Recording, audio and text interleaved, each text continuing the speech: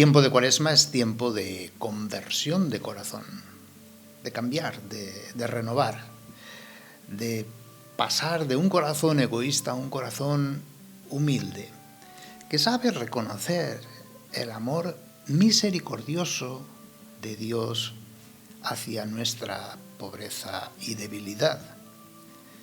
El Señor quiere darnos un corazón fraterno y familiar.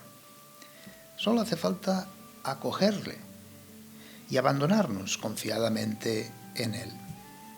Escuchemos el texto propuesto para este inicio de semana, tomado del capítulo 4 de Lucas, versículos del 24 al 30. En aquel tiempo dijo Jesús al pueblo en la sinagoga de Nazaret: Os aseguro que ningún profeta es bien mirado en su tierra. Os garantizo que en Israel había muchas viudas en tiempos de Elías, cuando estuvo cerrado el cielo 3 años y 6 meses, y hubo una gran hambre en todo el país. Sin embargo, a ninguna de ellas fue enviado Elías, más que a una viuda de Sarepta, en el territorio de Sidón. Y muchos leprosos habían en Israel en tiempos del profeta Eliseo. Sin embargo, ninguno de ellos fue curado, más que Naamán, el sirio. Al oír esto, todos en la sinagoga se pusieron furiosos y, levantándose, lo empujaron fuera del pueblo hasta un barranco del monte, en donde se alzaba su pueblo, con intención de despeñarlo. Pero Jesús se abrió paso entre ellos y se alejaba. Señor, que tu continua misericordia purifique a tu iglesia y la proteja, y ya que sin ti no puede encontrar la salvación, dirígela siempre con tu gracia. Los marginados en el tiempo de los profetas, especialmente de Elías, Eliseo, eran las viudas y los leprosos, y mucho más, más marginados si no pertenecían al propio pueblo de Israel.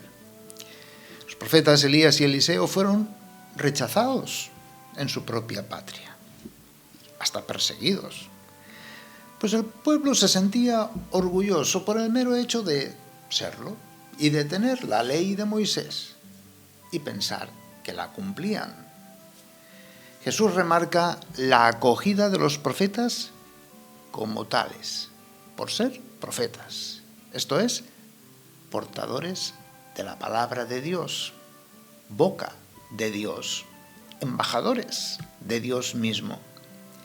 Así como el pueblo no acoge a sus profetas, ni va a acoger a Jesús, serán los paganos que sí les reconocen como enviados de Dios.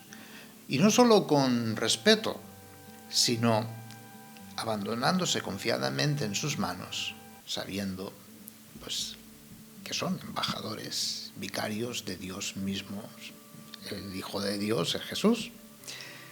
La humildad consiste en saber reconocer que solos no podemos nada, no podemos hacer nada.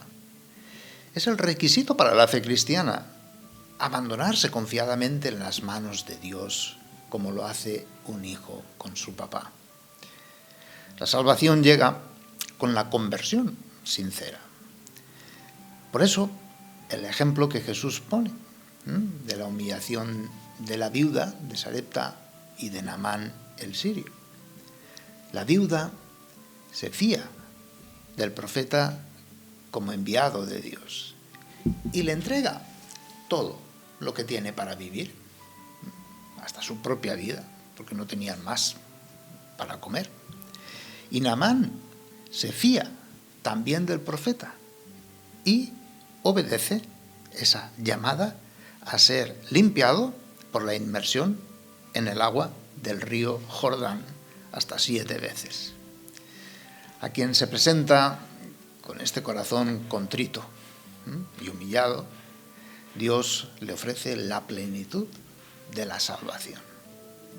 Tu fe te ha salvado, repite constantemente Jesús. Esa fe que es en el sentido de ese abandono confiado en las manos y en la voluntad de Dios. Hoy Jesús nos advierte a quienes quizás estamos demasiado seguros de nuestra fe, de nuestra visión de Dios. Ya en numerosas ocasiones en el pueblo de Israel se confiaban en el propio bienestar material, en la prosperidad.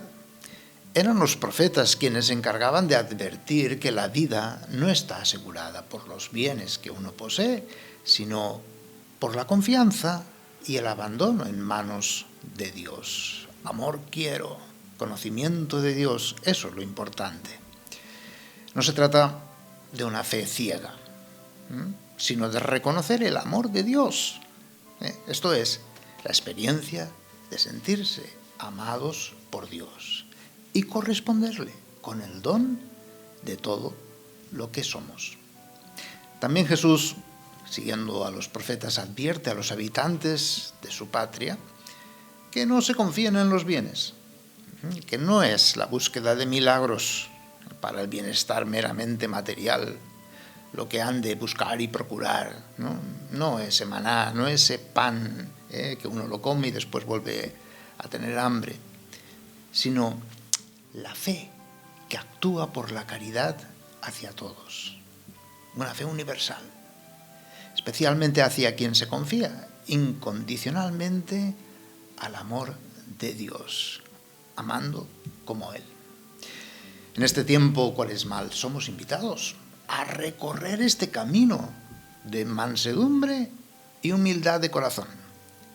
Evitar esa perspectiva de milagros mágicos y hacer de lo ordinario una entrega servicial, gratuita, amorosa a Dios, al amor fraterno, al cuidado de la naturaleza, a buscar con actitud humilde escuchar siempre primero la palabra de Dios y confiarnos en ella. En tu palabra echaré las redes, sin prejuicios de orgullo ni de soberbia. Ejercitámonos en este tiempo en reconocernos necesitados, en abrir las manos y pedir la gracia, reconocernos pobres, pecadores ante Dios. Pues de hecho Jesús viene a evangelizar a estos pobres, a los marginados, a los necesitados de hoy, a los pecadores, que no viene a los sanos o a aquellos que se consideran justos. Fijémonos bien que en la sinagoga pues no había necesitados, paganos, enfermos, leprosos o pecadores, porque no podían asistir.